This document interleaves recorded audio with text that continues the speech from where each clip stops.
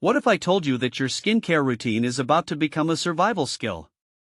Imagine this: South Africa's summer isn't just hot, it's a full-on climate stress test. We're talking record-breaking temperatures, humidity levels that feel like a sauna, and UV indexes that could fry an egg in seconds. But here's the kicker: most people are still treating their skincare like a seasonal chore, not a lifeline. Let me tell you, if you're not adapting your routine to this El Nino-induced heatwave, you're basically walking around with a roadmap to sunburn, dehydration, and skin damage. I mean, seriously, have you seen the weather forecasts? It's not just a heat wave, it's a full-blown atmospheric rebellion. And yet, so many of us are still slapping on sunscreen like it's 2010 and calling it a day. What makes this really interesting is how this extreme weather is forcing us to rethink everything we know about skincare. You see, traditional routines are built for moderate climates, not the kind of relentless heat that turns your face into a desert. Personally, I think this is a wake-up call for the entire beauty industry.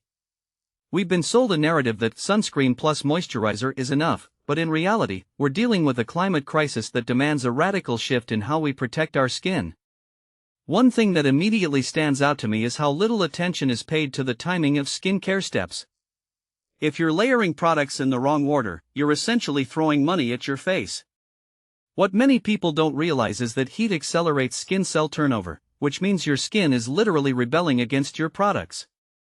This raises a deeper question: are we even using the right ingredients for this kind of environment? A detail I find fascinating is how hydration works differently in extreme heat. You can slather on a moisturizer, but if your skin's barrier is compromised by UV exposure, it's like trying to fill a leaky bucket. This isn't just about vanity, it's about survival. If you take a step back and think about it, the skin is our largest organ, and it's screaming for help right now. What this really suggests is that skincare isn't just about looking good, it's about staying functional in a world that's getting hotter by the day. And yet, so many of us are still stuck in the mindset that a little sun is good for you. Let's be real, that's a myth perpetuated by decades of bad advice.